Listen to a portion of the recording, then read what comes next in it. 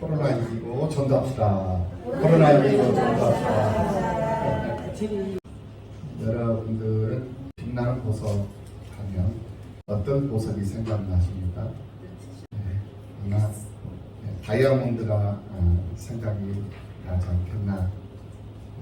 맞습니까? 보석을 감정하는 그 기준이 있더라고요. 그 기준이 캐럿, 무게, 그리고 커트 어떻게 잘라냈느냐, 그리고 컬러, 그리고 클라리티, 네 가지의 그 감정, 그 기술을 감정을 해서 다양한 보석을 평가를 하는데, 무조건 크다고 해서 좋은 건 아니고, 크고 영롱 선명하면서 또 그 가공률이 아주 높고, 이런 색깔이 얼마만큼 또 투명합니다. 이런 거에 따라서 그 가치가 결정이 된다고 합니다. 그런데 이 네 가지의 그 감정 평가에서 한 가지만 좀 떨어져도 이 다이아몬드 보석은 그 가치가 굉장히 하락이 된다고요. 그래서 다이아몬드 그 보석으로서의 가치가 상실된다고 합니다. 하나님 앞에 서 있는 오늘 우리 성도들도 이 하나님 앞에 서 있는 우리 성도들은 참 보석 같은 존재들입니다. 맞죠? 네, 보석 같은 존재. 그런데 하나님께서 우리를 바라보실 때 그 평가하시는 그 기준이 또 있다라는 거예요. 그러니까 다이아몬드 보석을 감정하면서 평가하는 기준이 있는 것처럼 오늘 우리 성도들도 하나님이 보실 때 평가하시는 그 기준이 분명히 있다는 거예요. 그래서 교회와 성도는 하나님의 영광의 빛을 세상 사람들에게 얼마만큼 강렬하게 그 빛을 비춰주느냐에 따라서 그 성도의 모습이 하나님의 기쁨이 될 수도 있고 또 하나님의 근심이 될 수도 있다. 이렇게 우리가 생각을 해볼 수가 있습니다.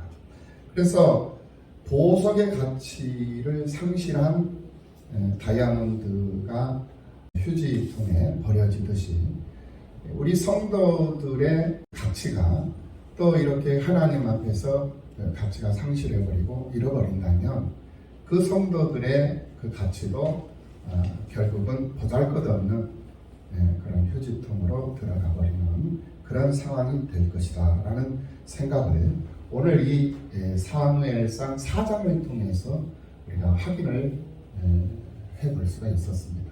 사무엘상 강론을 시작하면서 주목하게 되는 것은 이 엘리 제사장 가문이었습니다. 그래서 1장부터 오늘 본문 이제 4장까지 우리가 이렇게 쭉 참고를 해보면서 엘리 제사장 그 집안이 부각이 되고 있는데 엘리는 아론의 아들 중에 막내 아들이었던 이다말이라는 모세의 막내 아들의 후손으로서 이 제사장 이 반열에 오르는 사람이었다. 그래서 사사시대 끝 무렵에 활동을 했던 사사였고 그 당시 이제 대제사장으로서 하나님을 섬겼던 그런 제사장이 바로 이 엘리라는 사람이었습니다. 이 엘리에 대한 이 기록은 1장에서부터 이 4장까지 해서 집중적으로 나오는데 그 스라에 두 아들이 있었습니다. 바로 홈리와 비느하스라는 그런 아들이었죠. 사무엘상 4장 17절, 18절 말씀을 보니까 이 엘리가 58세에 하나님으로부터 사사로 부름을 받아가지고 98세까지 40년을 대제사장으로 섬겼고 사사로 이스라엘을 다스렸던 그런 지도자 중에 지도자였던 것을 볼 수가 있습니다. 그런 제사장 이 엘리였다라는 것이죠. 그렇다면 이 엘리는 또 어떻게 죽었는가? 오늘 본문을 보니까 엘리의 죽음이 나오는 것을 볼 수가 있습니다. 이 엘리는 자기 민족이 블레셋 족속들과 전투에서 졌다라는 소식을 들었습니다. 그리고 그 전투에서 자신의 두 아들이 전사를 했다라는 소식을 들었어요. 그때까지도 괜찮았어요. 그런데 세 번째 들려오는 소식이 뭐였냐면 하나님의 법궤를 이 블레셋 사람들에게 빼앗겼다라는 거예요. 그 하나님의 법궤가 빼앗겼다라는 소식을 듣고는 이제 너무 큰 충격을 받아가지고 의자에서 뒤로 넘어졌는데 목이 부러져가지고 죽게 되었다라고 오늘 18절에서 이야기를 하고 있는 것을 볼 수가 있습니다. 그렇다면 이런 이 엘리 제사장을 통해서 우리가 얻을 수 있는 교훈이 무엇인가? 이것을 우리가 생각해 보게 됩니다. 첫째로 이 엘리 제사장의 죽음을 통해서 우리가 얻을 수 있는 교훈은 바로 하나님을 자신의 성공의 잣대로 이용을 해서는 안 된다라는 것을 우리가 여기서 교훈을 얻어볼 수가 있습니다. 하나님을 자신의 성공의 잣대로 사용하지 말라는 것입니다. 자신의 건강의 문제도 그렇고 자신의 형통의 문제도 그렇고 성공의 문제도 그렇고 그 문제를 하나님을 이용을 해서 하려고 하지 말아라라는 것을 여기서 교훈을 얻어볼 수가 있습니다. 살면서 우리에게 주어진 물건들을 얼마든지 이용을 해서 하나님께 영광을 돌리는 건 당연한 것입니다. 이 우주 만물을 창조하시고 그 모든 우주 만물을 하나님은 우리에게 다 맡겨주셨거든요. 그래서 다스리고 정복하고 통치해서 그래서 충만해서 이 우주 만물의 모든 것들을 다 사용을 해서 하나님께 영광을 돌리라는 거예요. 그래서 우리에게 다 주신 거예요. 그래서 이 세상 모든 것들을 이용할 수 있는, 사용하고 이용할 수 있는 그런 권한과 권세와 능력을 하나님이 우리에게 다 허락해 주셨던 거예요. 그래서 우리는 그것을 가지고 하나님을 노래하고 하나님을 찬송하고 하나님께 영광 돌릴 수 있는 그런 삶을 살아가야 되는 것이죠. 그런데 중요한 것은 이 세상 만물을 우리에게 주었지만은 하나님을 이용해서는 안 된다라는 거예요. 그러니까 이 세상 물건은 이 세상의 모든 물건은 하나의 도구로서 이용의 가치가 있지만 하나님을 이용한다면 이게 문제가 되어버리는 거예요. 그래서 엘리 제사장이 지금 문제가 발생된 것이 바로 이거거든요. 이 이스라엘 백성들의 이 블레셋 족속들과의 이 전투에서 문제가 발생된 것이 바로 하나님을 이용하여 법궤를 이용하여서 이 블레셋 전투에서 승리를 해보고자 하는 그런 잘못된 사고방식, 이것이 오히려 더 큰 화를 만들어버리는 그러한 상황에 이르게 되었던 것이죠.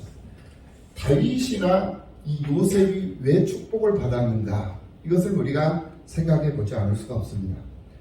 이 다윗도 그렇고 요셉도 그렇고 이 어렸을 때부터 하나님과 많은 깊은 사귐이 있었어요. 요셉도 그렇고 다윗 왕도 그랬어요. 그러니까 생활 속에서 어렸을 때부터 꾸준하게 하나님과 깊은 교제를 하면서 하나님과의 깊은 사귐을 통해서 이들이 성장을 했고 하나님 앞에 많은 점수를 따놓았기 때문에 그 얻은 점수를 힘입어서 이 다윗이, 이 요셉이 어려운 상황 속에서도 그 어려움을, 그런 위기들을 이겨내고 극복해낼 수 있었던 그런 힘을 얻었던 것이거든요. 그렇기 때문에 하나님과의 깊은 교제나 하나님과의 깊은 이 사귐이라는 것은 굉장히 중요한 것입니다. 이 다윗과 요셉뿐만이 아니라 바로 이 다니엘도 그랬고 바로 이 사무엘, 오늘 이 사무엘상에 나오는 이 사무엘도 그렇습니다. 우리가 살면서 윗사람들에게 도움을 받으려면 윗사람들에게 잘 보여야 되죠. 그래야 어려움을 당할 때 윗사람들에게 그 어려운 문제를 해결할 수 있는 도움을 우리가 받을 수가 있는 것입니다.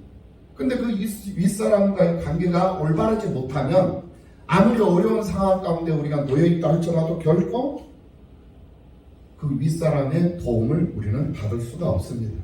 마찬가지로 하나님께 도움을 받으려면 평소에 하나님에게 좋은 점수를 받으면서 그 점수를 잘 이렇게 쌓아 두어야만이 하나님의 도움을 받을 수 있는 것이다 라는 그런 생각을 해보게 됩니다. 좋은 점수를 많이 받아서 천국 창고에다가 차곡차곡 채워 놔야만이 내가 힘들고 어려울 때 그 천국 창고에 저장된 것들을 하나씩 꺼내어서 내게 대가로 하나님이 지불을 해주시면 나는 그 어려움을 이겨낼 수 있고 극복해낼 수 있는 그런 당당한 사람으로 세상을 살아갈 수 있는 사람이 된다라는 거예요. 사람들이 살면서 너무 조급하다 보니까 당장 뭔가가 보여지고 뭔가가 나타나야 되는데 그것이 당장 나타나지 않고 그것이 당장 보여지지 않고 그것이 실감나지 않는 그런 경우에 이르면 사람들은 금세 실망을 하고 원망을 하면서 세상을 살아가게 됩니다. 이것이 보편적인 인간사의 모습입니다. 그런데 우리는 늘 말씀을 드리지만 보편적으로 보통 사람들의 삶을 살아가는 사람들이 아니라는 것. 우리는 특별하게 하나님 앞에 구별된 특별한 사람들로 세상을 사는 그런 사람들이다라는 거예요. 그래서 우리나라 이 인구만 해도 5,500만 명, 5천만 명이 넘는 그 인구 중에 예수 믿는 사람들은 1,000만 명. 그러니까 20% 정도밖에 예수를 믿는 사람이 없는데 그 10명 중에 둘, 5명 중에 하나, 그 사람이 바로 오늘 우리들이라는 거예요. 그런 특별한 그런 은혜와 특별한 그런 권세와 권능을 가지고 그 믿음을 가지고 특별한 삶을 살아가고 있는 거거든요. 다른 사람들이 술에 취해 있을 때 우리는 하나님의 말씀에 취해 있고 우리는 기도에 취해 있고 하나님의 은혜에 취해져 있잖아요. 이게 바로 특별한 사람들만이 가질 수 있는 특권이거든요. 다른 사람들은 세상을 노래하지만은 우리는 세상을 노래하지 않고 하나님을 노래하며 살아가고 있어요. 다른 사람들은 다 자기 감정대로, 자기 기분대로, 자기 내키는 대로, 자기 속에는 오른 대로 막 살아가지만은 우리는 절제하면서 또 참으면서 인내하면서 양보하면서 그러면서 손해보면서 참으면서 그렇게 우리가 세상을 살고 있잖아요. 이것이 바로 특별한 사람들이 세상을 살아가는 삶의 방식이에요. 그런 삶을 우리가 지금 살아가고 있는데 보통 사람들처럼 일반 사람들처럼 보편적인 그런 인간사의 기준을 가지고 세상을 산다면 이거는 어울리지 않는 삶을 살아가는 거예요.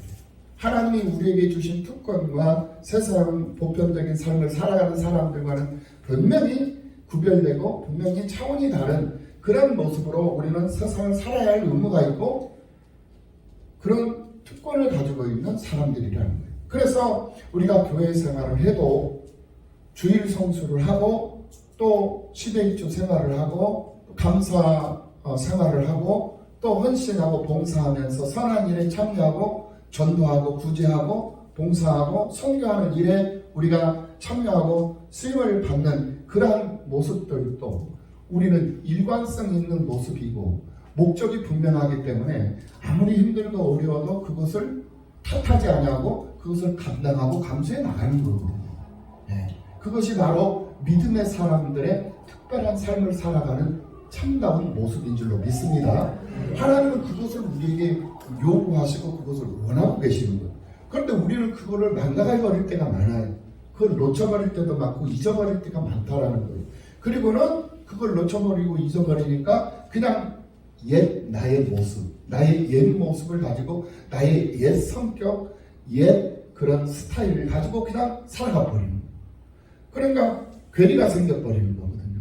그럴 때에 아차 하고 반성을 하고 뉘우치고 하나님 앞에 회개하고 돌이켜서 하나님께 용서를 구하고 다시금 제자리로 들어와서 하나님 말씀대로 살려고 노력을 하고 애쓰고 그러면서 우리의 삶은 성화되어져 가는 그러한 우리들의 삶이 되는 것이거든요. 그것을 하나님이 보시고 기뻐하시며 그 모습을 보시고 1점 플러스, 2점 플러스, 3점 플러스 점수를 더 플러스 시켜서 천국 창고에다가 하나씩 하나님께서 저장해 주신다는 거예요. 이스라엘이 블레셋 전쟁에서 하나님의 법궤를 이용해 가지고 전쟁 승리의 도구로 사용을 했습니다. 그런데 오늘 본문에 보니까 전혀 소용이 없었던 것을 볼 수가 있어요. 그들이 평소 때 하나님을 찾고 하나님을 의지했다면 광야에서 경험했던 것처럼 광야 생활을 할 때 법궤를 앞장 세우고 가면은 그 어떤 것도 이스라엘 백성들을 위협할 수가 없었어요. 하나님께서 지켜주셨던 것이고, 그러니까 그 생각을 하고 그 경험을 교훈 삼아 가지고 이 엘리 제사장과 이스라엘 백성들이 블레셋에서 전투에서 패하니까, 그러니까 법궤를 실로에 있는 법궤를 갖다가 전쟁터에서 갖다가 놓으면 그 법궤의 힘이 하나님께서 역사하셔서 이 블레셋 군사들을 물리쳐 주실 것이다. 이런 자기들만의 생각을 하고 하나님을 이용을 하려 했던 그런 잘못된 그런 방식을 이용을 하고 사용을 했기 때문에 하나님은 결코 그들을 도울 수가 없었다라는 거예요.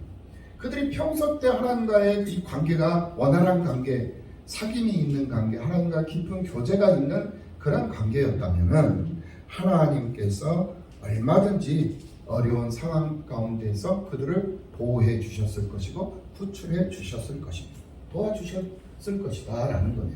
그런데 이스라엘이 평소 때에는 하나님이 아닌 다른 우상을 숭배했어요. 평소 때 일반적인 삶을 살 하나님을 믿지도 않았어요. 사무엘상 3장 1절에서 확인한 바와 같이 아이 사무엘이 엘리 앞에서 여호와를 섬길 때에는 여호와의 말씀이 희귀하여 이상이 흔히 보이지 않았더라. 하나님의 말씀이 희귀했다, 흔하지가 않았다, 거의 없었다. 희귀했다라는 것은 거의 하나님의 말씀을 듣기가 쉽지 않았다, 없었다라는 거예요. 그리고 이상이 흔히 보이지 않았다, 거의 없었다라는 거예요. 그만큼 이스라엘 백성들이나 이 엘리 제사장이 하나님을 믿지도 않았을 뿐더러 하나님 앞에 하나님을 섬기고 경배하는 일이 자기의 어떤 쾌락, 그것을 추구하기 위한 어떤 행동이었지 마음을 다하고 뜻을 다하고 힘을 다하는 그런 하나님의 섬김이 아니었다라는 거예요. 이 당시 제사장이었던 이 엘리의 아들이었던 이 홈리와 이 비느하스도 하나님을 믿지 않았다라고 성경은 분명히 말씀하고 있는 것을 볼 수가 있어요. 오히려 하나님의 제사를 멸시하고 제사를 밟아버리는 그런 불량자들이었기 때문에 하나님의 임재의 상징이었던 이 법궤가 있었다 할지라도 아무런 효력이 없었던, 소용이 없었던 것을 알 수가 있습니다. 그러므로 하나님을 이용하려 하지 말고 평상시에 하나님께 점수를 많이 받아서 천국 창고에다가 차곡차곡 쌓아놓는 그런 지혜롭고 슬기로운 성도들, 그런 많은 제사장들이 되시기를 예수님의 이름으로 축복합니다. 그 다음에 두 번째로 하나님께서는 징계하시기 전까지는, 심판하시기 전까지는 경고를 하신다는 거예요. 그런데 그 경고를 듣지 않으면 그때 가서는 하나님께서 회초리를 들으신다는 거예요. 우리가 이사야서를 통해서 우리가 확인해 볼 수가 있었잖아요. 하나님이 당신의 사람들을 세우셔서 당신의 뜻을 백성들에게 선포하게 하고 그 선포를 백성들이 받아들이지 않으면 퍼포먼스를 해요. 퍼포먼스를 하고 그 퍼포먼스를 통해서도 하나님의 이 말씀이 백성들에게 전달되지 않고 백성들이 그걸 받아들이지 않았을 때 이제 해초리를 들어요. 그래서 해초리를 들어서 때리더라. 근데 해초리를 들어서 때리는데 그래도 그것도 받아들이지 않았을 때는 하나님께서 이제는 몽둥이 찜질을 해요. 그런데 그 몽둥이 찜질을 해도 그것이 소용이 없을 때 그것을 백성들이 받아들이지 못했을 때는 그 백성들을 아예 멸망을 시켜버립니다. 이게 우리 하나님의 방식이거든요. 그런데 하나님께서는 우리가 죄를 짓고 멸망당하시는 것을 결코 원치 않아요. 그게 우리 하나님이세요. 우리 하나님은 부활의 하나님이신 줄로 믿습니다. 당신의 뜻대로 안 됐을 때는 때리시지만 그 때림으로 해서 회복이 되면 다행이지만 그래도 안 되실 때는 하나님이 그를 죽이시더라고요. 죽이시고 죽어야만 살 수 있으니까 죽이시고 다시 살리시더라고요. 새로운 모습으로 부활을 시키시고 살리셔서 당신이 원하시는 영광을 그를 통해서 받으시는 하나님이시더라는 것을 우리는 분명히 알게 되더라는 거예요. 그래서 하나님은 반드시 그 사람의 죄를 물으시고 그 죄값을 반드시 하나님께서는 지불하게 만드시는 하나님이시라는 것을 우리가 알게 되는데요. 이 엘리의 집안의 몰락을 하나님은 2번이나 경고를 하셨던 것을 볼 수가 있어요. 그 2번의 경고가 어디서 있었느냐? 바로 사무엘상 2장 27절 이하 28절에서 우리가 그것을 확인해 볼 수가 있었어요. 문명의 선지자를 보내서 최초 경고를 하셨고요. 그러면 그 다음에 두 번째 또 한 번의 경고가 바로 사무엘상 3장 11절 이하 14절에서 12살 무렵에 어린 사무엘을 통하여 하나님이 엘리 가문을 저주할 것이다 라는 것을 경고를 하셨는데, 이 엘리 제사장은 이런 어린 사무엘 선지자를 통해서 경고하시는 하나님의 이 경고의 말씀을 무시를 해버려요. 그리고는 자기 소견에 오른 대로 판단하고 행동하며 살았던 것을 볼 수가 있습니다. 그러므로 하나님은 징계하시기 전에는 반드시 경고를 하시고, 그리고 경고 이후에도 그게 돌이키지 아니하고 그게 고쳐지지 아니하면 하나님은 때리시고, 그것도 소용이 없을 때는 하나님은 결국 하나님은 죽이신다 라는 것을 분명히 우리는 하나님의 방법을 깨닫고 한 대 맞기 전에, 얻어 터지기 전에 정신 똑바로 차리고 하나님 앞에 성도된 본연의 모습으로 제자의 도리를 다하는 거룩한 길을 걸어가는 하나님의 사람으로 하나님을 기쁘시게 하고 하나님을 감동시키고 세상을 변화시키고 가정을 변화시키고 자기에게 주어진 자기의 삶을 변화시키고 자기 자신을 변화시키는 일에 힘쓰며 살 수 있는 그런 성도들로 부족함이 없는 역사가 있어야 될 줄로 믿습니다. 세 번째로 우리가 얻을 수 있는 교훈이 뭐냐? 하나님께서는 사명자들에게는 바로 즉각적으로 처결하시지 아니하시고 하나님은 기다리시더라 라는 것을 이 엘리를 통해서 우리가 확인해 볼 수가 있었습니다. 엘리 제사장이 큰 죄를 범하고 있었음에도 불구하고 하나님은 그를 즉결 심판하시지 아니하시고 기다리셨다라는 것입니다. 여호수아 7장 말씀을 보면요, 여리고성 전투에서 전리품을 훔쳐갔던 이 아간의 범죄, 그리고 민수기 16장을 보면은 모세의 권위에 도전을 하는, 그래서 도발을 해서 반역죄를 범했던 그런 고라 자손의 일당. 그래서 이 고라 자손의 일당이 어떤 일을 했냐면은 이 모세의 권위에 도전을 해가지고 반역을 일으켜가지고 모세를 이제 죽이려고 할 때 하나님께서 그 순간에 땅을 갈라내요. 땅을 갈라가지고 그 고라 일당의 무리들을 다 매장을 시켜버려요. 땅속에다가. 그러니까 하나님의 권위에 도전을 하는 행동도 잘 생각하고 해야 돼요. 함부로 하나님의 권위에 도전하는 행동을 해서는 안 된다는 것을 알아요. 이게 바로 즉각적인 하나님의 처분이에요. 처결을 하신 거예요. 처단을 하신 거란 말이에요.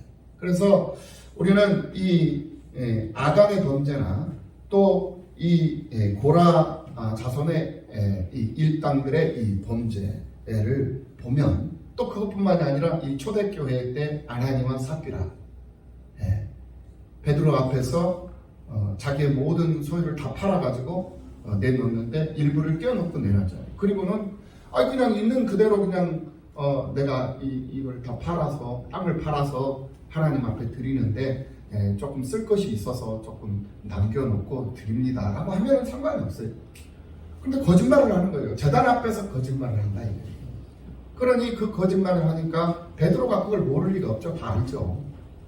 그래서 정말로 이게 전부냐라고 물었을 때 한번 하나님께서 기회를 주신 거잖아요.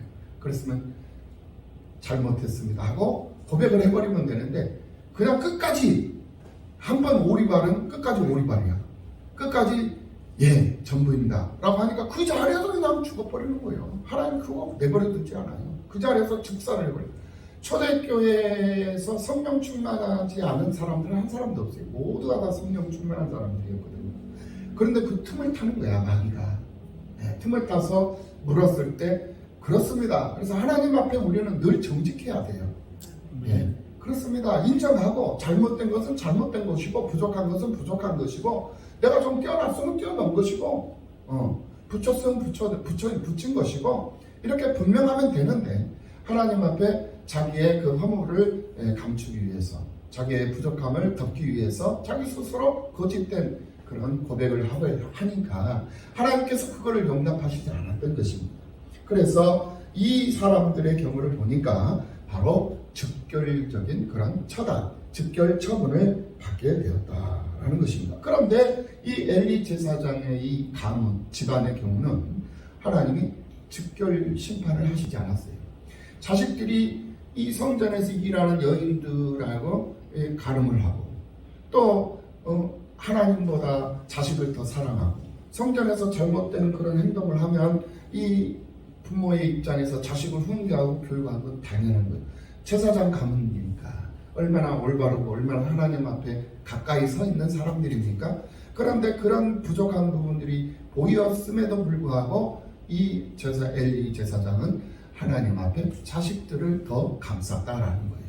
이것이 하나님 앞에 정말 씻을 수 없는 범죄, 죄악이었지만은 하나님은 그것을 그대로 즉결 처분을 하시지 아니하시고 기다려 주셨다라는 것을 볼 수가 있어요. 그래서 이 엘리가 몇 살까지 살았죠? 98세까지 살았어요. 98세까지 살았다라는 것은 장수했다라는 것이거든요. 98세, 즉 자신의 수명이 다할 때까지 살았다라는 것을 봤을 때 하나님은 그의 죄악을 보면서도 즉결 처분을 하시지 아니하시고 기다리고 계셨다라는 거예요. 그리고 그는 40년간 사사로서 계속해서 일을 할 수가 있었던 것을 볼 수가 있어요. 이것은 하나님께서 그의 영을 이 땅에 보내실 때 이미 그에게 많은 사명을 주시고 보내셨기 때문에 그렇기 때문에 이 엘리는 사사로서 또 제사장으로서의 은사를 가진 채 태어났고 그러한 일들을 감당해야 하겠기 때문에 잘못된 그런 상황 속에서도 하나님은 그것을 내버려 두고 회개하고 돌이키기를 하나님은 기다리고 있었다라는 거예요. 그래서 지금은 미약하고 나약하지만 시간이 가면 좀 더 세월이 흐르고 좀 더 연습과 훈련이 양육이 더 더해지면 그때는 더 나은 모습으로 나의 기쁨이 되어 있겠지라는 그런 소망, 나를 향한 그런 기대, 이것을 가지고 하나님은 계속적으로 기다리시고 또 기다리시고 기다리고 계신다는 거예요. 그러니까 그런 기다리시는 그런 하나님, 내가 하나님이 기쁨으로 살아가고 하나님을 감동시킬 때가 올 것이라는 것을 기다리면서 하나님이 나를 바라보고 계시고 나를 주목하고 계신다는 이 사실, 이것을 우리가 알고 이것을 느끼고 경험하면서 살면 우리는 하나님 앞에 범죄할 수 있는 그 범죄의이 작아지는 거예요. 범죄의이 작아지고 범죄할 수 있는 그런 범위가 작아진다라는 거예요. 그렇기 때문에 다 열심히 하나님 앞에 가까이 서고 하나님 앞에 하나님의 말씀에 집중하고 하나님 앞에 기도하는 기도자로서의 세상을 살아가는 그런 사람들이 되어야 한다는 거예요. 기다리시는 하나님 믿으시기를 예수님의 이름으로 축복합니다. 기다리심에 응답할 수 있는 여러분들이 되시기를 예수님의 이름으로 축원합니다. 네 번째로 하나님보다 더 사랑하는 것이 있다면은 그것이 바로 하나님이 가장 싫어하는 상이 되더라는 거예요. 엘리 제사장은 자식을 하나님보다 더 사랑했던 것을 우리는 알 수가 있습니다. 그러므로 자식이 잘못 행하고 있다는 것을 알았지만은 자식을 책망하지 않았다라는 거예요. 그 때문에 자식들은 백성들로부터 웃음거리가 되었고 하나님을 대신하여 섬기는 직책을 가졌지만 그들은 자신의 쾌락만 추구하는 그런 어리석은 자들이 되어버리고 말았다라는 것입니다. 하나님의 이 제사를 밟아버리는 그런 죄악으로 하나님의 분노를 피할 수 없는 그러한 사람들이 되어버렸다라는 것. 결국 하나님보다 더 아끼고 사랑하는 것은 우상 숭배가 된다라는 것임을 여기서도 분명히 증명되고 있는 것을 볼 수가 있어요. 엘리 제사장은 한마디로 1계명과 2계명을 어기면서 살고 있었던 거예요. 가장 첫 번째 계명, 가장 중요한 계명이거든요. 1계명. 그 1계명을 아무 죄의식 없이 어기면서 살고 있었다라는 거예요. 그 다음에 두 번째 계명이 뭐냐? 바로 신명기 8장의 내용이에요. 하나님의 계명을 그 누구보다도 잘 지켜야 할 책무가 있는 이 사람이 하나님의 계명을 누구보다도 더 안 지키는 그런 사람으로 살게 되더라고요. 결국 하나님보다 더 아끼고 사랑하는 것은 우상 숭배였다는 것을 여기서 우리가 다시 한번 알 수가 있습니다. 다섯 번째로 하나님을 대표하거나 하나님의 이름이 그에게 주어진 자가 죄를 범하였을 때 하나님은 그의 죄값을 분명하게 물으신다라는 거예요. 그것은 하나님을 대신하거나 하나님의 이름을 가지고 있기 때문에 그렇다라는 거예요. 이게 뭐냐? 레위기 4장 3절 말씀을 보면 만일 기름 부음을 받은 제사장이 범죄하여 백성의 허물이 되었으면 그가 범한 죄로 말미암아 흠 없는 수송아지로 속죄 제물을 삼아 여호와께 드릴지니라고 말씀하고 있는 것을 볼 수가 있습니다. 그러니까 기름 부음을 받은 이 제사장이라는 것은 바로 하나님을 대신하는 사람이에요. 하나님의 이름으로 세상을 사는, 예수 이름으로 사는 사람들이라니까요. 오늘 여러분들이 누구의 이름으로 세상을 사는 사람들입니까? 예수 이름으로 세상 사는 사람들이에요. 자기에게 주어진 이름이 있지만 내 이름 석자 가지고 세상 살면 안 돼요. 예수를 모를 때는 내 이름 석자 가지고 세상 살았어요. 그런데 예수를 알고 세례를 받은 이후에는 내 이름으로 세상 살면 안 돼. 예수 이름으로 세상 사는 거예요. 너 이름이 뭐냐? 내 이름은 예수입니다. 네. 이 말이 나와야 돼요. 내 정체가 뭐냐? 내 정체는 예수입니다. 이게 오직 예수예요. 좌해도 예수, 우해도 예수, 앞으로도 예수. 너 어느 당 소속이야? 더불당 소속이야? 국민당 소속이야? 국민의힘이야? 나는 예수당입니다. 예수당 소속. 그러니까 예수, 오직 예수예요. 너 누구 자식이야? 너 족보가 뭐야? 나는 예수 족보입니다. 나는 하나님의 자식입니다. 이것이 우리의 고백이 되어야 된다라는 거예요. 그게 바로 예수의 이름으로 세상을 사는, 하나님을 대신하고 하나님을 대변하면서 하나님의 증인으로서의 세상을 사는 성도의 모습이다라는 말씀입니다. 여섯 번째로 하나님을 멸시하고 예배를 짓밟고 하나님의 권위를 욕되게 하는 죄는 그 죄가를 치르게 되더라. 사무엘상 3장 14절 말씀을 보니까 그러므로 내가 엘리의 집에 대하여 맹세하기를 엘리 집의 죄악은 제물로나 예물로나 영원히 속죄함을 받지 못하리라 라고 말씀하시는 것을 볼 수가 있어요.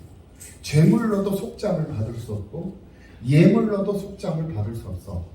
뭐가? 엘리 집안의 죄악. 이것을 오늘 사무엘상 3장 지난주에 우리가 상고했던 14절 말씀에서 분명히 제시를 해주시는 것을 볼 수가 있어요. 그 다음에 마지막으로 내가 지은 죄들이 용서받지 못한 채 그대로 그 죄가 용서받지 못한 채 그대로 그 죄가 남아있다면 그 죄 때문에 직접적인 영향을 자녀들이 받고 후손들이 받게 되더라는 거예요. 이걸 알아야 돼요. 2장 31절에서 32절 말씀을 통해서 우리가 확인해 볼 수가 있습니다. 31절 말씀을 봅니다. 바로 보라 내가 내 팔과 내 조상의 집 팔을 끊어 내 집에 노인이 하나도 없게 하는 날이 이를지라. 노인이 하나도 없다라는 것은 장수하지 못하게 만든다. 단명 오래 살지 못하도록 만들어버리겠다라는 거예요. 그래서 엘리 가문의 장수하는 축복을 하나님이 거둬가심으로 해서 그의 모든 후손들이 다 일찍 죽어요. 노인들이 하나도 없어요. 나이 드신 어른들이 하나도 없어요. 그런 저주를 받게 된 거예요. 이 집안의 가문의 저주가 계속되어진 거예요. 그러니까 내가 알고 지은 죄 모르고 지은 죄 세상 살면서 죄를 짓지 않을 수는 없어요. 육을 입고 있는 한은 하나님 앞에 범죄하지 않을 수가 없어요. 그러나 이 범죄한 것이 하나님 앞에 회개를 하고 돌이키면 용서함이 됩니다.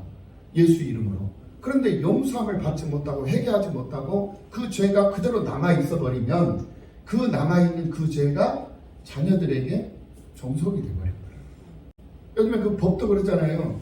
부모가 빚을 지면 그 부모의 빚이 자식에게 그대로 전가가 되잖아요. 법이. 그것과 마찬가지예요. 그래서 나 하나만으로만 끝나버리면 그냥 내가 힘들고 내가 그냥 망한 것으로 끝나버리면 그것으로 그냥 포기해버릴 수도 있죠. 그런데 문제는 그 아무런 죄가 없는 그 힘없는 그 자식들에게 그 죄가 전가가 되고 손녀들에게 그 후손들에게 그 죄가 전가가 되어서 그들이 살아가는데 아무런 이유 없이 사기꾼을 만나고 아무런 이유 없이 도둑질을 당하고 강도를 만나고 또 집안에 불이 나고 또 객사를 하는 그런 일들이 막 일어나고 또 장수의 복이 없이 다 단명을 하고 이런 상황들이 왜 발생이 되느냐? 그 이유가 바로 죄 때문에 그렇다.